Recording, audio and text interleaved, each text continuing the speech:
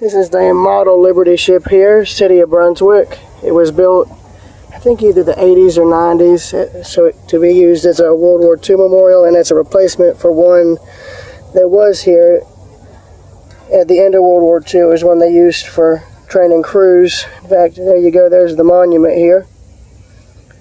It's technically designated as the 100th Liberty ship built here, because they did build 99 of the full-sized ones.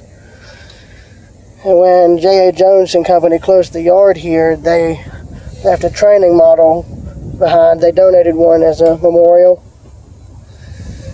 And then it ended up decaying to where it had to be scrapped, and then this one was built as a replacement. And there's two operating Liberty ships that still exist, the Jeremiah O'Brien and the John W. Brown. So that's nice. So, yeah. See y'all later.